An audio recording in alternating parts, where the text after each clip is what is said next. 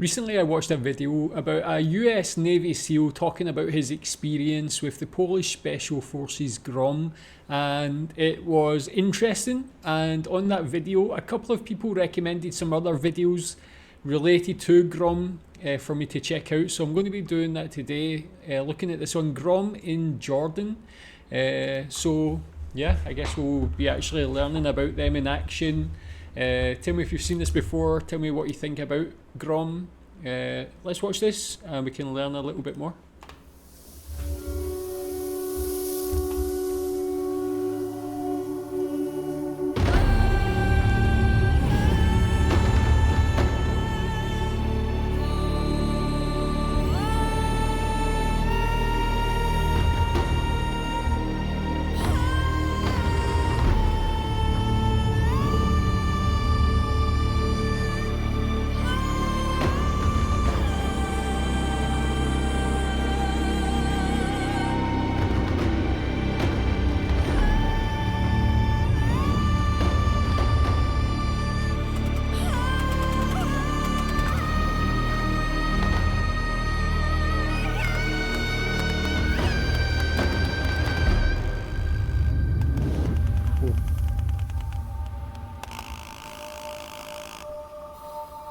I mean, already got to say, like, this is a very nice looking video. It looks like a movie, very cinematic. The music's dramatic as well. Great shots there. I guess that's some sort of training exercise, something like that. So is that common for Grom to go to these different countries, conduct training exercises and so on? Let's watch the rest.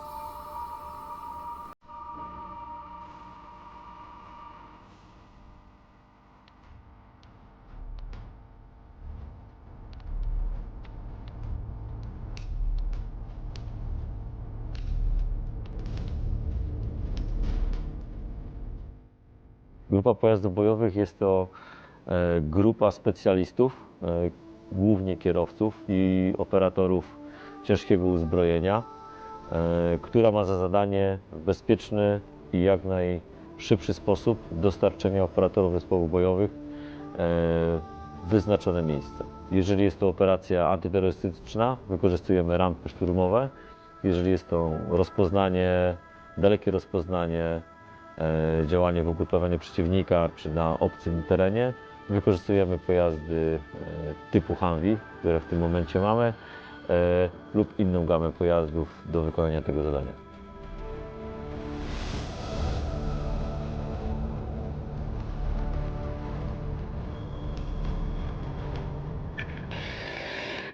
Szkolenie w Jordanii miało zadanie podtrzymania zdolności do działania w rejonie pustynno-górzystym Bliskiego Wschodu. Tak? Ćwiczyły tam 3 zespoły i grupa pojazdów bojowych. Dodatkowo były dołączone elementy takie jak łączność i elementy analizy. W tamtym rejonie wychodzą rzeczy, które ciężko nam będzie wypracować tutaj w kraju. Przede wszystkim teren, przede wszystkim pogoda. Zmęczenie materiałów, mówię o zmęczeniu materiałów ludzkich, gdzie wpływ tej temperatury, adaptowanie się do tej temperatury przez ludzi jest trudne. Yeah, I guess that makes sense. Like, got to train in a lot of different climates, terrains, different places. So this is obviously training in the Middle East where there's a lot of conflict and being ready for those conditions. But do Grom, and I would expect so, do they train in like other places, other countries, maybe up northern Europe for those more Arctic climates and so on? Where do they train? But it just shows how capable they are and how well trained they are. They actually go into these places and make sure they're as equipped with the skills that they need as possible.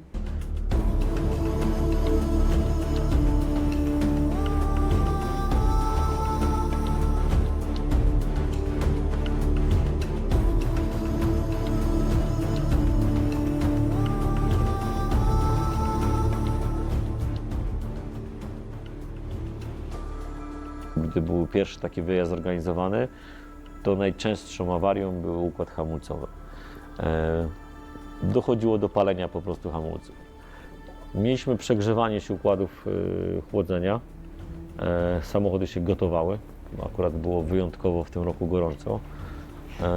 I najczęstszą przyczyną były po prostu starsze chłodnice. Te chłodnice były myte, były czyszczone, ale jak widać okazało się, że jest za mało. Żeby usprawnić to i poprawić sobie to, dołożyliśmy dodatkowo elektryczne wentylatory do chłodnic, które spowodowały obniżenie temperatury i samochody mogły dalej kontynuować. Yeah, so with these again, like the vehicles are having issues just because of the temperature, but are there military vehicles that are built specifically for this sort of temperature and so on that wouldn't have those issues? I guess maybe the Polish military don't have them because they don't need them because that's not where they're normally based, is it? Or would part of the Polish military spending be spent on buying equipment and vehicles that's to be used in different places? Is that a thing or not? And are these like transported over from Poland? That sounds like a dumb question, but I really don't know.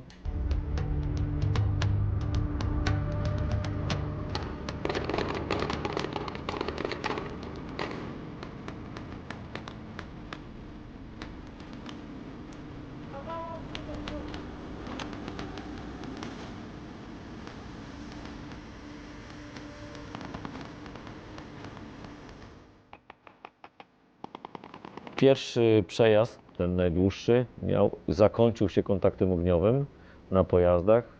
Miało to pokazać ludziom wpływ tamtego klimatu i warunków pogodowych na całe uzbrojenie, które mają.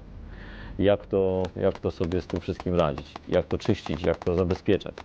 Chodziło o to też sprawdzenie samego wyposażenia, czyli na ile nasze uzbrojenie jest w stanie znieść te zamrożenia, a jadąc w tym pyle i znosząc te temperatury.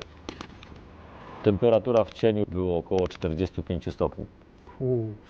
Na słońcu nie można było dotknąć pancerza samochodu, a broni, ponieważ mogłoby być do poparzenia. Tak? Można powiedzieć, że okej, to nic skomplikowanego, po prostu wezmę jedną butelkę wody więcej. No tak to nie działa, bo zamiast tej jednej trzeba wziąć 10 kolejnych, a gdzie tu jeszcze amunicja, gdzie tu jeszcze wyposażenie. Się okazuje, że takie niezaadoptowanie, pojawienie się w innej strefie klimatycznej w celu, nie wiem, ewakuacji powoduje mnóstwo problemów samych logistycznych i jak to rozwiązywać. Yeah, man, that's true. It's, again, these sort of things you don't really think about too much when you're not part of the military. Like these, like, think maybe the temperature, how warm it is to be carrying a lot of gear and that sort of thing. That would be tough. But also even just things like, the dust and having to clean your equipment differently, dealing with these different things. But 45 degrees Celsius, like I live in Malaysia where it's 32 degrees every day. If I like park the car outside and go into a shop and come back out 1 hour later, the inside of the car is like an oven. Touching anything metal inside just burns you. So it's like 45 degrees and having to carry like a lot of metal things like guns and driving these vehicles. That's actually crazy challenging actually.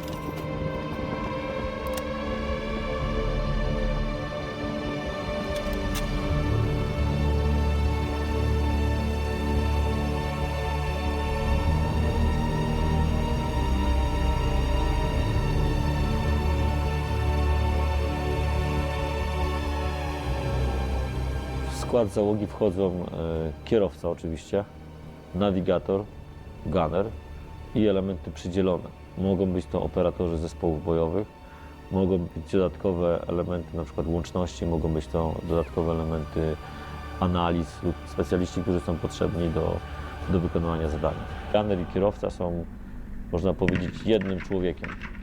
Oni ze sobą cały czas muszą współpracować, razem funkcjonują, razem się komunikują.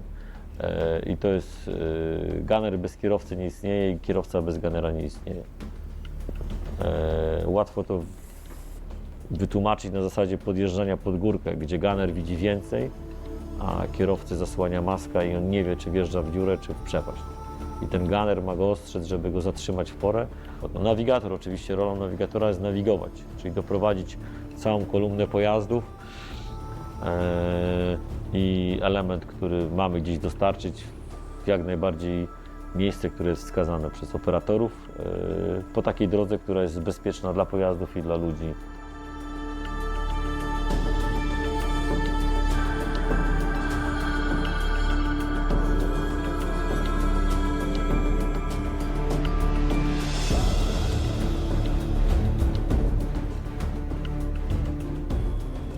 bo niestety nie ma tam internetu, nie ma tam zasięgu i korzystamy z map offline'owych. Jest to niby proste wszystko, ale analiza tego terenu i przygotowanie takich tras przejazdu zajmuje nawigatorom mnóstwo czasu, bo to nie jest jeżdżenie po drogach, tylko to jest jeżdżenie na tą, powiedzmy, przykładową szagę, czyli obieram sobie kierunek i jadę. Nasze pojazdy muszą być samowystarczalne i ludzie, ekipy, które są na pojazdach, muszą być samowystarczalni. Zabieramy ze sobą dosłownie wszystko. Od oczywiście amunicji, paliwa dodatkowego, wody, poprzez elektronarzędzia takie jak szlifierki, lutownice, klucze udarowe, zestawy kluczy, części zapasowe do tych pojazdów, to co się najczęściej może nam zdarzyć i będziemy musieli naprawiać te pojazdy lub doprowadzać je do takiego stanu, żeby one mogły dojechać z punktu A do punktu B. Same pojazdy jako pojazdy są fajne, złe słowo, dobre, ale są stare, mają już swoje lata, są wysłużone, natomiast gdy wkładamy w nie trochę serca, to one ciągle funkcjonują.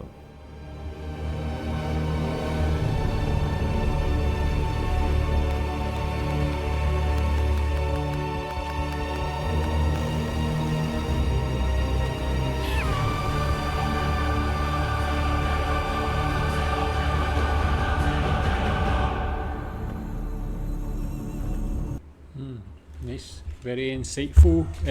It's good because, yeah, like I mentioned, I've seen a lot of videos about Grom, different detailing different things, but to actually get a look at their training, what they go through, how meticulous it is, how they think of every little thing for this one kind of situation or one place.